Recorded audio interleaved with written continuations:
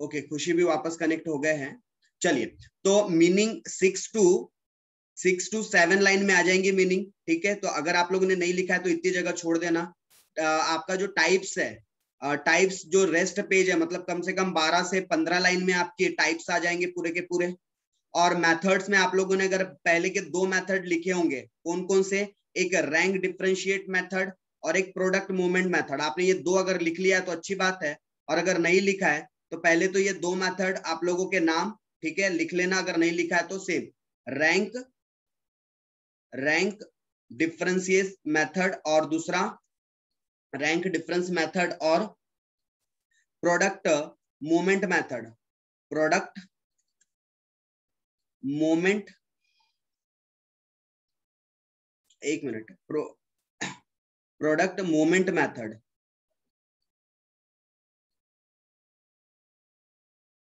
ठीक है। Rank differentiation method को ही स्पेयर्समैन, इसको क्या कहा जाता है, स्पेयर्समैन रैंक कोरिलेशन, स्पेयर्समैन रैंक कोरिलेशन। साथों साथ लिखते हुए चलो, अगर आपने लिख लिया है तो ब्रैकेट में लिख लो स्पेयर्समैन रैंक कोरिलेशन। और इसके ऊपर तो पूरा का पूरा हमें न्यूमेरिकली करना है, काफी डिटेलिंग करना है इसके ऊपर। और दूसरा यूनिट है हमारे, दूसरा जो मेथड है हमारे पास प्रोडक्ट, इसको हम Karl Pearson coefficient of correlation भी कहते हैं, ठीक है। तीसरी मेथड का नाम लिखो, मेथड्स में तीसरी मेथड का नाम लिखो ग्राफिक्स मेथड। कोरिलेशन को कैलकुलेट करने की मेथड्स है, ये हमारे सिलेबस में नहीं है। सर क्यों बता रहे हो फिर?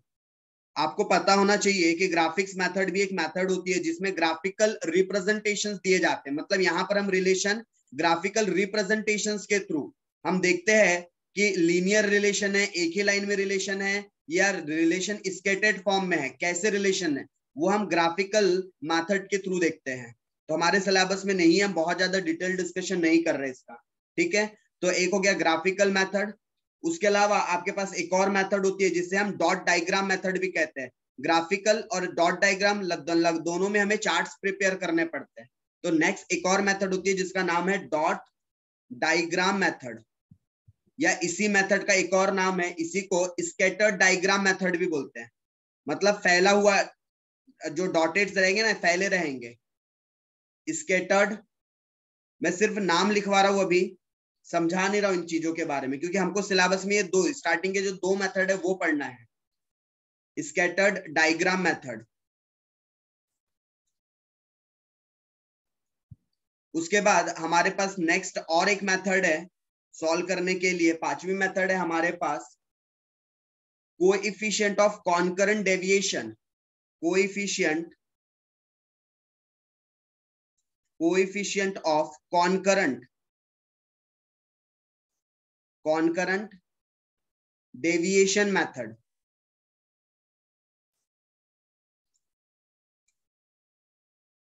फिर हमारे पास 6वीं एक और मेथड होती है जिसे हम क्या कहते हैं, लिस्ट स्क्वायर मेथड। जिसे हम क्या कहते हैं, लिस्ट स्क्वायर मेथड।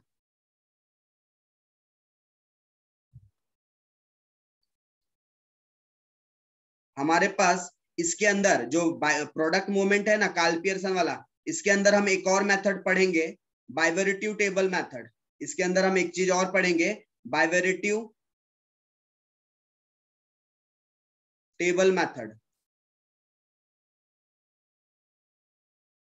चलो, तो कुछ इतने अलग अलग टाइप्स है हमारे पास। अप्रोक्सीमेटली अगर हम देखें तो हमारे पास डिफरेंट टाइप देखें तो टोटल 7 मेथड्स है। बट ये 7 मेथड में से सबसे ज्यादा जो इंपॉर्टेंट है वो है प्रोडक्ट मूवमेंट मेथड। मतलब कि Karl Pearson coefficient of correlation और रैंक कोरिलेशन। उसके अलावा ये जो बाकी मेथड्स है ना, ये 2 तो आपके डायग्रामेटिकली है, मतलब सिर्फ आपको यहाँ पर ग्राफ्स बनाकर कोरिलेशंस दिखाने होते हैं। इसमें कोई फॉर्मूला या कोई लॉजिक्स या न्यूमेरिकल्स नहीं आते, ये सिर्फ ग्राफिकल रिप्रेजेंटेटिव मेथड से चार्ट्स बनाने पड़ते हैं। Coefficient of concurrent deviation method, इसमें हम रेगुलर बेसिस पर डेविएशंस निकालते हैं। ये जो आपका coefficient of concurrent deviation method है, इसमें हम रेगुलर बेसिस पर, रेगुलर इंटरवल पर क्या करते हैं, डिफरेंसेस निकालते हैं। और लिस्ट स्क्वायर मेथड, इसमें भी हम लोग एक प्रकार से बोल सकते हैं जो कार्ल पियर्सन का मेथड पढ़ते हैं ना, उसी के समान होता है, बट हाँ थोड़े फॉर्मूलेज लीस्ट स्क्वायर मेथड के अलग होते हैं। चलो, तो हमें शुरुआत करना है कौन सी मेथड से? हमें शुरुआत करना है प्रोडक्ट मूवमेंट मेथड से। तो प्रोडक्ट मूवमेंट मेथड, इसी को हम क्या भी कहते हैं? Karl Pearson. ठीक है, इसी का नाम और भी क्या है? Most widely use measure of the correlation. This method is also known as Pearson, या फिर आप इसको पियर्सन की जगह कार्ल पियर्सन बोल सकते हो। Karl Pearson product movement method in honour of Karl Pearson, क्योंकि कार्ल पियर्सन साहब ने ये मेथड को डिजाइन किया था।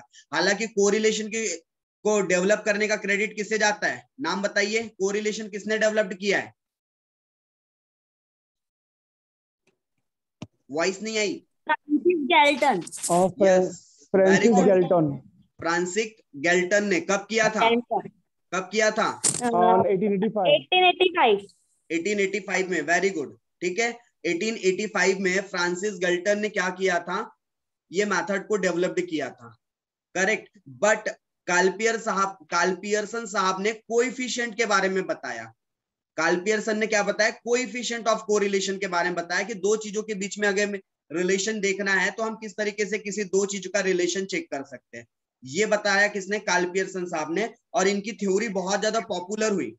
कार्ल पियर्सन साहब की थ्योरी बहुत ज्यादा पॉपुलर हुई, और आज इन्हीं के जब भी हम कोरिलेशन निकालते हैं तो सबसे पहला नाम कार्ल पियर्सन का ही आता है। गिल्टन साहब ने तो कॉन्सेप्ट देके चली गए, बट एक्चुअल में उसको इंप्लीमेंट किया और उनके कॉन्सेप्ट को फॉलो करते हैं वो है हमारे कार्ल पियर्सन साहब। एक मिनट, कहां भाग गया मैं? एक मिनट दीजिए।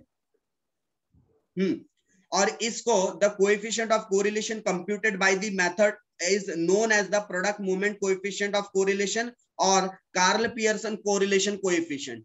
इसे दोनों नाम से जान सकते हैं हम। ठीक है, और इसे रिप्रेजेंट कैसे किया जाता है? आर के थ्रू। ठीक है, इसे रिप्रेजेंट कैसे करते हैं? स्मॉल आर के थ्रू। और जब हम आगे रैंक कोरिलेशन पढ़ेंगे ना, उसे कैपिटल आर के थ्रू रिप्रेजेंट किया जाता है, बट ये बात हम आगे करेंगे, अभी नहीं करते। ठीक है, अभी हम सिर्फ क्या पढ़ रहे हैं? जो पढ़ रहे हैं हम सिर्फ उसकी चर्चा करते हैं। तो प्रोडक्ट मूवमेंट मेथड या coefficient of Karl Pearson method को कैसे रिप्रेजेंट किया जाता है? आर के थ्रू रिप्रेजेंट किया जाता है। चलो, अब इसका फॉर्मूला लिखना है आपको। आप लोगों ने हेडिंग दे दो इधर कॉपी में, पूरी मेथड्स लिख दिए। अब मेथड्स लिखने के बाद हमें आज फाइनली पहला मेथड स्टार्ट करना है, और आज से न्यूमेरिकल स्टार्ट हो जाएंगे हमारे। तो आप लोग पहले हेडिंग दे दीजिए। सर क्या दे? हेडिंग दे दीजिए आप लोग, कार्ल पियर्सन। हेडिंग दीजिए कार्ल पियर्सन कोएफिशिएंट। मैं शॉर्ट में लिख रहा हूं, आपने कोएफिशिएंट पूरा लिखना है। ठीक है, Karl Pearson coefficient of correlation, या फिर इसी मेथड का एक और नाम है, वो तो अभी हम ऑलरेडी ऊपर देख कर ही आए। इस मेथड का और क्या नाम है? Product movement correlation. इस मेथड का एक और नाम है। सर क्या कर रहे हो आप? भाई है तो क्या करूं, मैंने नहीं बताया ये सारे नाम। ठीक है, अब है इतने अलग अलग नाम तो क्या कर ले हम? इसको कोवेरिएंस मेथड भी बोलते हैं। इसको क्या भी बोलते हैं? Covariance method. तो आपने 3 हेडिंग दे देना है। इस मेथड का नाम Karl Pearson coefficient of correlation है, जिसे हम काय से डिनोट करेंगे? आर से। इस मेथड का नाम प्रोडक्ट मूवमेंट कोरिलेशन है, इसे भी हम आर से, ऑब्वियस है कोरिलेशन है, आर से डिनोट करेंगे। और इसको कोवेरिएंस मेथड भी कहते हैं, इसे हम आर से रिप्रेजेंट करते हैं। तो आपने होप सो सबने हेडिंग दे दिया। बताइए, हेडिंग दे दिया सभी ने? हाँ सर। ओके, तो इसके लिए फॉर्मूला लिखिए। एक फॉर्मूला है जो हमें अप्लाई करना है आगे चल के। तो अगली हेडिंग पे लिखिए इसके फॉर्मूला, और फॉर्मूला लिखिए आर का फॉर्मूला क्या होगा?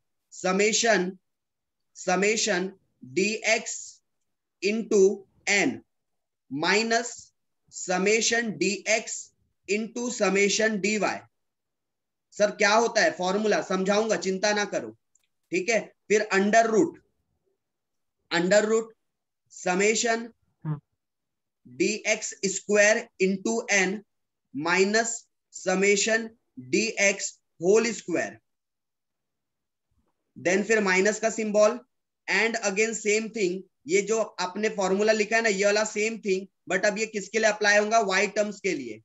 फॉर्मूला सेम है, बस वाई टर्म्स आ जाएगा। x की जगह, तो summation dy square into n minus in bracket, ये यहां मेरे पास, चलो साइड में नहीं, थोड़ा सा इधर स्लाइड कर देता हूं, समेशन क्या आ जाएगा, समेशन dy का होल स्क्वायर, ठीक है, ये फॉर्मूला रहने वाला है हमारा।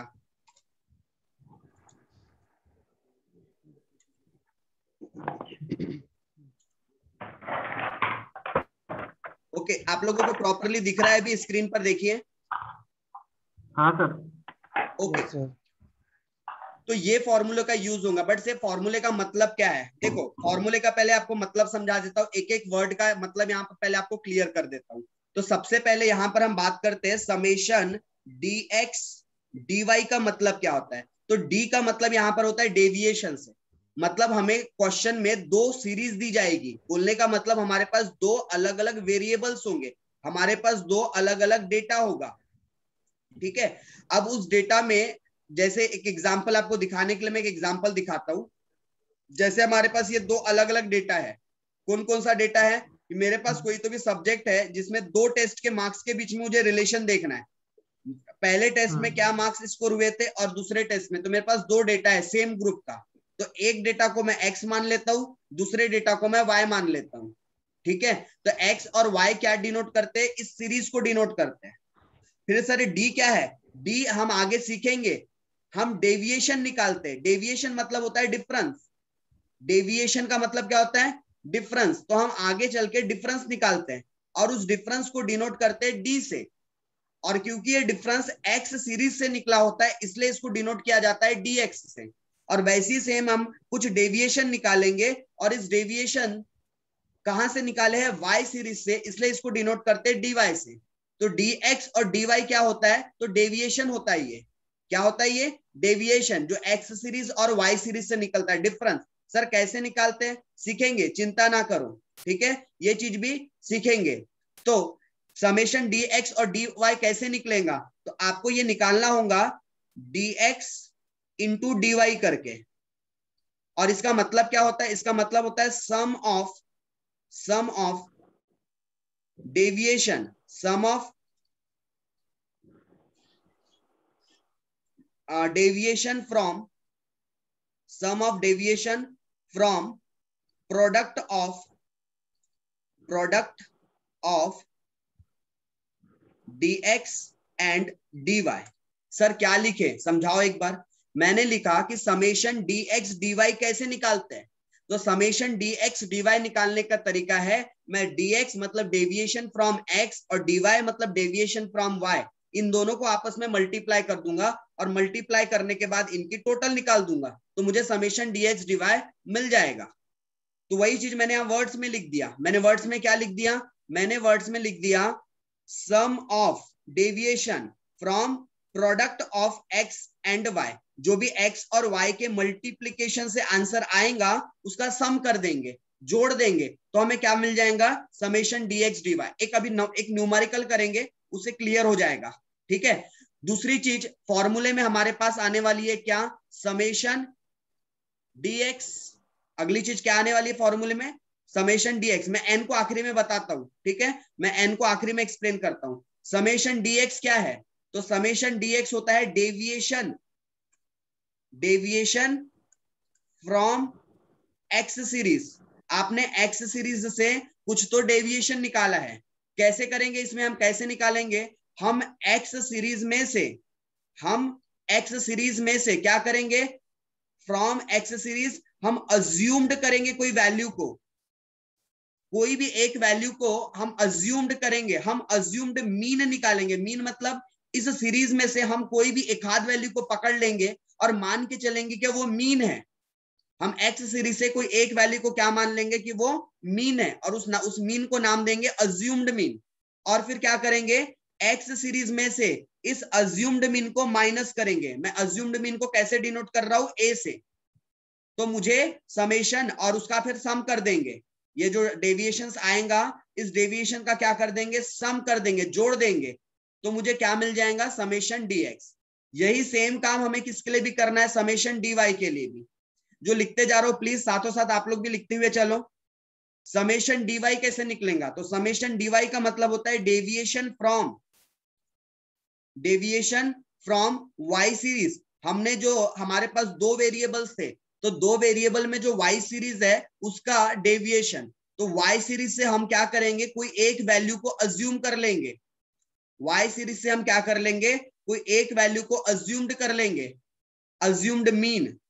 और फिर ऑब्वियस है वाई सीरीज में से उस अज्यूम्ड मीन को माइनस करेंगे। इसे हम ए एक्स के नाम से भी डिनोट करते हैं, assumed mean from x series. और इसे कहते हैं ए वाई, मतलब assumed mean from y series. और फिर उसका टोटल निकाल देंगे, सम कर देंगे, तो क्या मिल जाएगा हमें समेशन डीवाई मिल जाएगा। फिर उसके बाद हमारे पास फॉर्मूले में एक और वर्ड आता है, समेशन डीएक्स स्क्वायर।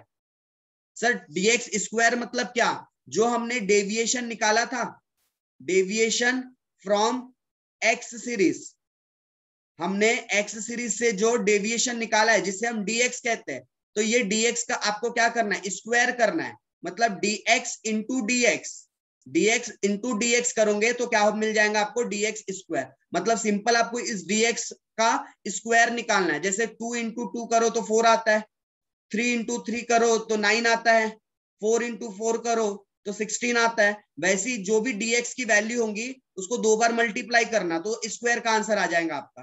तो इस तरीके से आपको क्या निकालना है, डीएक्स स्क्वायर की वैल्यू। आगे बढ़ते हैं, डीवाई कैसे निकलेगा, आगे बढ़ते हैं। समेशन डीवाई स्क्वायर कैसे निकलेगा? तो अगेन आपको क्या करना है, डेविएशन फ्रॉम वाई सीरीज से आपको डेविएशन निकालना है, डिफरेंस निकालना है।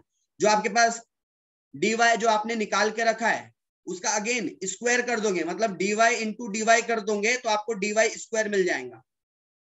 और पता है एक मजे की बात, एक्चुअल में हम ये जो डीवाई लिखते हैं ना, सही मायने में देखा जाए तो इसे ऐसा लिखना चाहिए, सही मायने में डी स्क्वायर एक्स लिखना चाहिए, d y square x y लिखना चाहिए, डी स्क्वायर वाई लिखना चाहिए। क्यों? क्योंकि हम ना एक्चुअल में स्क्वायर किसका करते हैं पता है क्या, हम डेविएशन का स्क्वायर करते हैं। बट ठीक है, फॉर्मूलेस में बुक्स वगैरह में मैक्सिमम जगह पर ये वर्डिंग यूज होती है, तो हम यही वर्डिंग को यूज करेंगे। अदरवाइज हम ये वर्डिंग्स भी यूज कर सकते हैं, बट बच्चों को थोड़ा बहुत कंफ्यूज होता है ऐसा वर्ड यूज करने की वजह से। That's why for simplicity purpose हम ये वर्ड को यूज करेंगे। Got it this point? यहां तक ये क्लियर है क्या? Yes, sir. अच्छा सर, आपने एक चीज नहीं बताया है। क्या नहीं बताया सर? आपने ये नहीं बताया कि एन क्या होता है, एन का मतलब नहीं बताया आपने फॉर्मूले। अच्छा हाँ, एन नहीं बताया, एन का मतलब क्या होता है? तो एन मतलब होता है number of observations, number of observations. या फिर आप ऐसा भी कह सकते हो नंबर ऑफ आइटम्स, कितने आइटम्स हैं, नंबर ऑफ आइटम्स भी कह सकते हो आप। तो ये कंप्लीटली फॉर्मूले की बात की हमने, ठीक है। मैं थोड़ा सा जूम कर एक पेज में दिखाने की कोशिश करता हूँ पूरा फॉर्मूला आप लोगों को। ये लीजिए, कुछ ज्यादा ही छोटा दिख रहा है क्या, दिख रहा है क्या स्क्रीन पर? यस सर, दिख रहा है। तो ये कंप्लीट फॉर्मूला है, आपको फॉर्मूला याद रखना है। क्या है आपका फॉर्मूला? कोरिलेशन ऑफ कोएफिशिएंट निकालने का, समेशन डीएक्स, उसमें मल्टीप्लाई कर देंगे एन, फिर माइनस हो जाएगा आपका summation dx into summation dy, ठीक है।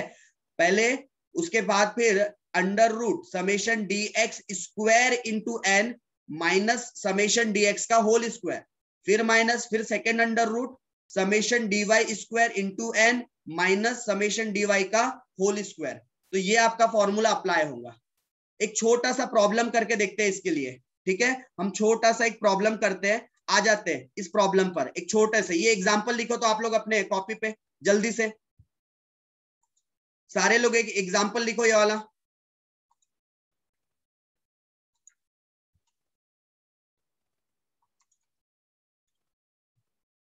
आपको कैसे लिखना है, एक क्वेश्चन लिखना है आपको, ये आपके जो डिस्प्ले क्वेश्चन पे दिख रहा है, क्वेश्चन नंबर 1, या फिर इसको आप सीधा एग्जांपल भी बोल सकते हो, एग्जांपल नंबर 1, ठीक है। हमारे पास सब्जेक्ट है, हमारे पास सब्जेक्ट है A B C D E, ऐसे 4-5 सब्जेक्ट है।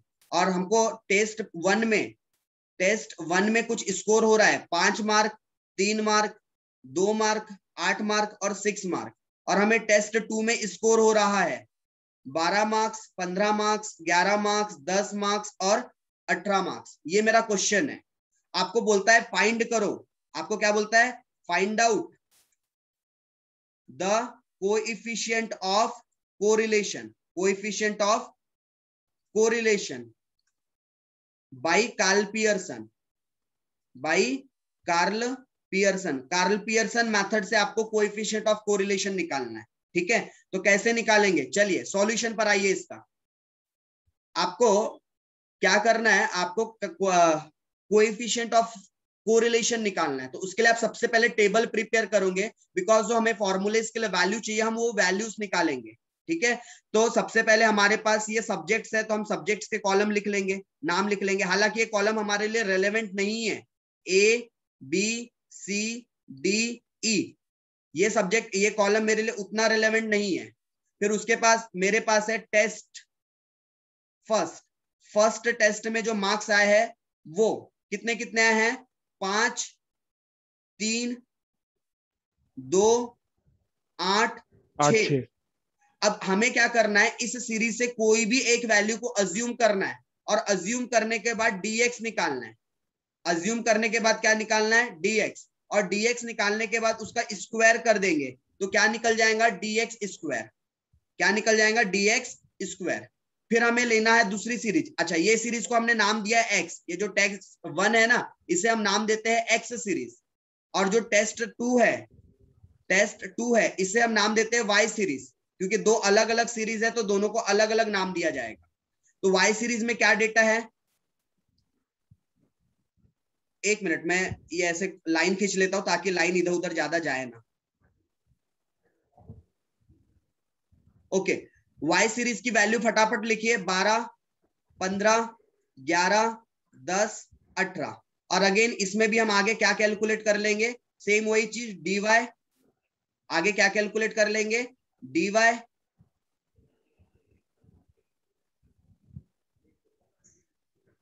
फिर dy के बाद क्या निकाल लेंगे, अगला dy स्क्वायर।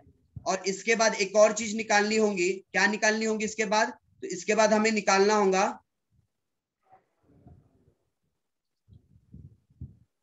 समय dx dy।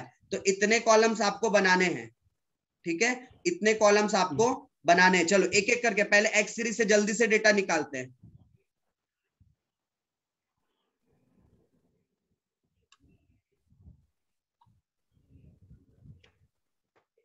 ओके, तो यहां से x सीरीज से कोई भी एक वैल्यू को अज्यूम करना है, कोई भी, आपकी जो मर्जी आप अज्यूम कर लो। अब बोलिए कौन सी वैल्यू को अज्यूम करेंगे, बोलिए कौन सी वैल्यू को अज्यूम, 2 को, क्या बोले, 2 को करे। अच्छा, मैं भी आप लोगों को हाँ, यही सर। बोलता, मैं आप लोगों को क्या बोलता, सबसे स्मॉलेस्ट वैल्यू को अज्यूम कर लो। सर क्यों, कुछ स्पेसिफिक कारण है क्या, यस छोटा सा कारण है, क्या, आंसर नेगेटिव में नहीं आते। मतलब यहाँ जो प्लस माइनस के आंसर है नेगेटिव में नहीं आते, तो जिसको प्लस माइनस में दिक्कतें जाती है उनके लिए बेस्ट ऑप्शन है कि वो हमेशा अज्यूम क्या करे, छोटी वैल्यू को। हालांकि ऐसा नहीं होता, कभी भी मिड वैल्यू को अज्यूम किया जाता है, मोस्टली मिड वैल्यू को, क्योंकि अज्यूम मीन का मतलब क्या होता है, सेंट्रल वैल्यू। बट ठीक है, हम अपने सॉल्यूशन के सिंप्लिसिटी के लिए, आंसर सेम आता है, तो हम अपने सॉल्यूशन के सिंप्लिसिटी के लिए हम क्या करेंगे, हम कोई भी स्मॉलेस्ट वैल्यू को अज्यूम करेंगे। तो मेरी स्मॉलेस्ट वैल्यू क्या है यहाँ पर, बोलिए मेरी स्मॉलेस्ट वैल्यू क्या है, 2। तो मैंने 2 को अज्यूम कर लिया, मेरे लिए अज्यूम्ड मीन क्या है, 2, इसे मैंने अज्यूम्ड कर लिया x सीरीज से। तो मुझे क्या करना है, उठाना है कैलकुलेटर। मैं जो स्टेप्स बता रहा हूं स्टेप्स को फॉलो करना, ठीक है, क्योंकि हम कैलकुलेटर के शॉर्टकट्स भी यूज करेंगे। तो आपने कैलकुलेटर पे टाइप करो 5, ठीक है। अब इस 5 में से क्या माइनस करना है, -2। तो कैलसी पर दबाओ माइनस की बटन और फिर दबाओ 2, फिर दबा दो इज इक्वल टू, तो कितना आ गया 3। सर ये क्या सिखा रहे हो, माइनस करना, रुक जाओ, जितना बोल रहा हूं उतना ही करो। कर लिया यहां तक है, हाँ सर। ये बात सेकंड सेम में बहुत सारे बच्चे ऑलरेडी सीख चुके हैं। तो 5 में से, अच्छा ये dx कैसे निकल रहा है, dx निकल रहा है x में से माइनस कर रहे a, dx कैसे निकल रहा है, x में से माइनस कर रहे हैं a। 5 में से 2 गया तो 3 आया। आप पता है कैल्सी को बंद मत करो, कैल्सी को बंद मत करो। अब अगला कौन सा डिजिट माइनस करना है, 3, अगला 3 माइनस करना है ना, 3 में से 2, तो सिर्फ 3, कैल्सी पर सिर्फ क्या टाइप करो, सिर्फ 3 टाइप करो और इज इक्वल टू के बटन दबाओ, कुछ भी नहीं, सिर्फ 3 टाइप करो और इज इक्वल टू के बटन दबा दो। 1 आंसर आ गया 1।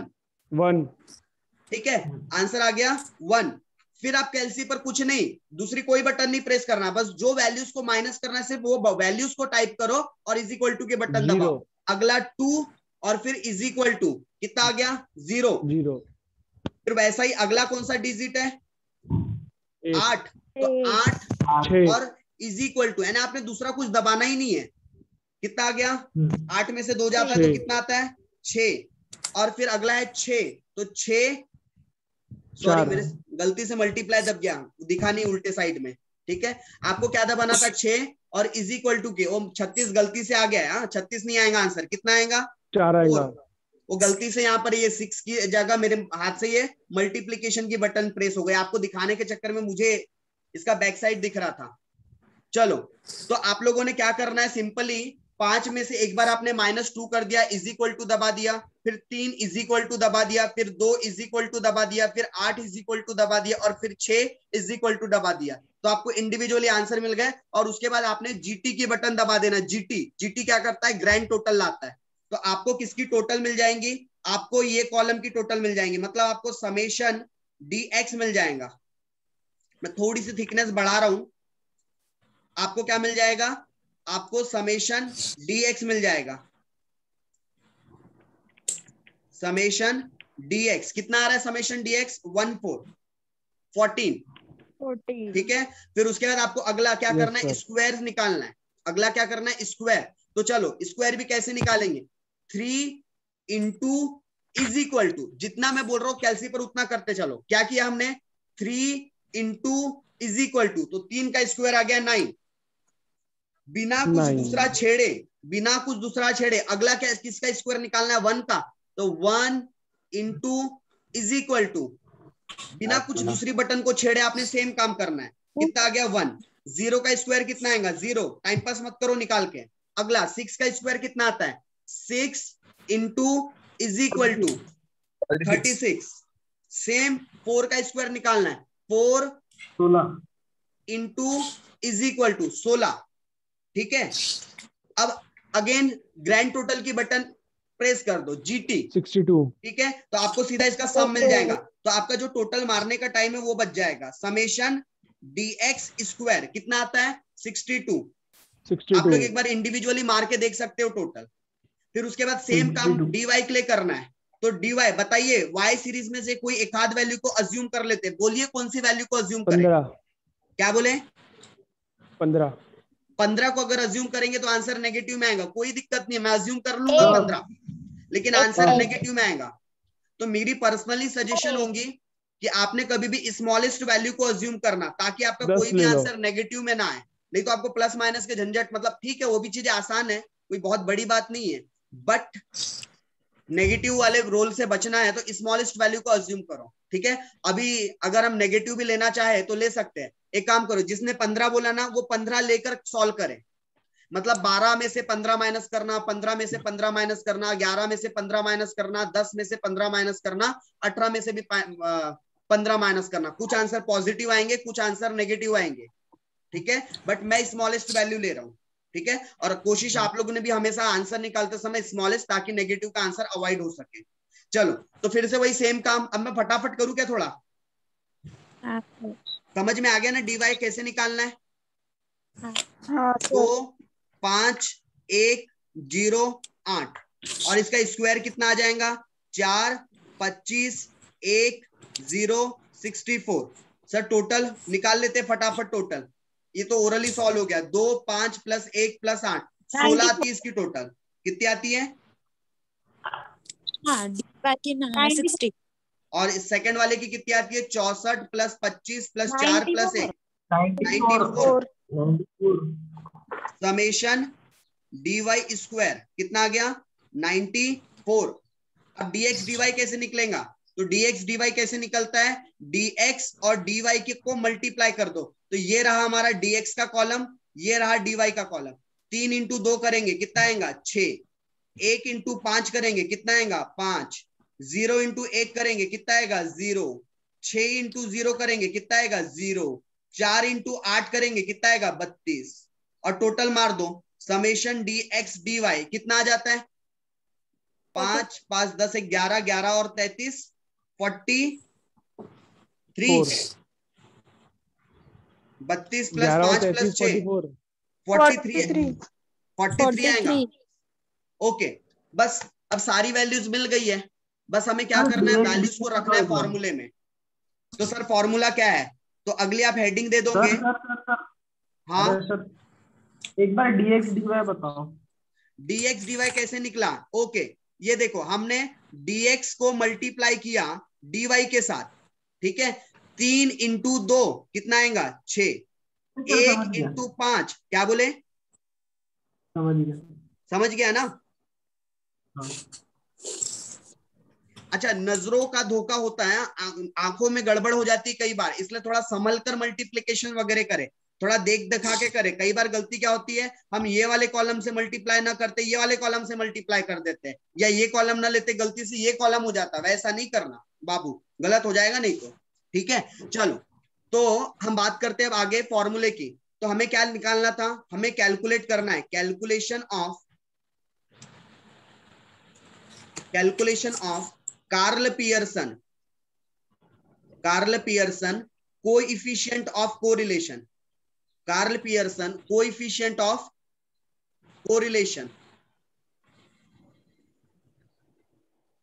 चलो फॉर्मूला क्या है इसका, इसका फॉर्मूला है R इज इक्वल टू, अच्छा हमने एक चीज भूल गए, एक चीज करना भूल गए, देखो सारी चीजें हैं बट हमने n तो निकाला ही नहीं, नंबर ऑफ आइटम्स कितने हैं n तो भूल गए हम निकालना, तो नंबर ऑफ आइटम्स कितने गिन लो 1 2 3 4 5, तो n इज इक्वल टू कितना है 5।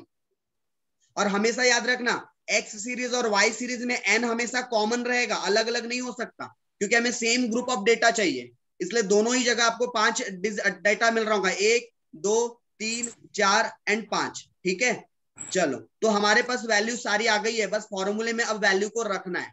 तो फॉर्मूला हमारा होता है summation dx dy into n minus summation dx into summation dy, ठीक है, और फिर डिवाइड कर देंगे under root summation dx square into n minus summation dx का होल स्क्वायर, और फिर इसको माइनस कर देंगे सेकेंड वाले अंडर रूट के साथ, summation dy square into n minus summation dy का होल स्क्वायर। अब ये फॉर्मूले का लॉजिक और बेस कैसा है पहले सॉल्व कर लेते हैं, और फिर टाइम देखते हैं, ये वाला सेशन तो अभी खत्म हो जाएगा। इस फॉर्मूले का लॉजिक क्या है, क्यों ऐसा फॉर्मूला ड्राफ्ट किया गया है, वो भी मैं आप लोगों को कारण समझाने की कोशिश करूंगा, बट अगले सेशन में, अभी फिलहाल सॉल्व कर लेते हैं। सर हाँ सर आपने जो फॉर्मूला लिखे और अंडर रूट वाला है, तो उसमें बीच में माइनस नहीं लगता ना, लगता मल्टीप्लाई नहीं सॉरी मल्टीप्लाइड है दोनों के बीच में, होता है सॉरी मैंने ऊपर भी गलत लिख दिया हूँ, दोनों के बीच में मल्टीप्लिकेशन का रिलेशन होता है, ऊपर भी गलत लिखा हूँ क्या, यस सॉरी दोनों में मल्टीप्लिकेशन का रिलेशन होता है। देर से याद दिलाए, पहले याद नहीं दिलाए, चलो दे रहा है दुरुस्त है, ठीक है, तो वहां माइनस नहीं है मल्टीप्लिकेशन है। चलिए अब हमारे पास सारी वैल्यूज है, बस वैल्यूज को कोट करना है। 43 इंटू 5 माइनस समेशन dx की वैल्यू कितनी है 14, और समेशन dy की वैल्यू कितनी है 16, divided by under root multiplication का सिंबल है। अच्छा मल्टीप्लीकेशन का सिंबल दो या ना दो एक ही बात है, क्योंकि कुछ नहीं रहता, मतलब बाय डिफॉल्ट हम मैथ्स में समझते हैं कि वहां पर काय का सिंबल है मल्टीप्लाई का। क्या है हमारा फॉर्मूला dx स्क्वायर, तो dx स्क्वायर की वैल्यू है 62 इंटू 5 माइनस 14 का स्क्वायर, 14 का स्क्वायर, फिर वैसे ही समेशन dy की वैल्यू कितनी है 94 इंटू 5 माइनस हमारा समेशन dy कितना था 16, तो 16 का स्क्वायर। बस अभी से सिंप्लीफाई करना है, उठाओ कैलकुलेटर पे बताओ 43, हमारे पास लेस देन 1 मिनट बाकी है, अगर सपोज मीटिंग एंड हो जाए तो आपने कंटिन्यू कर लेना सेकंड मीटिंग, तो ऐसे भी हमको नेक्स्ट क्लास स्टार्ट करना ही है एमए की। चलो 43 इंटू 5 215, ठीक है, minus 14 into 16 224, divided by under root 310 62 into 5 310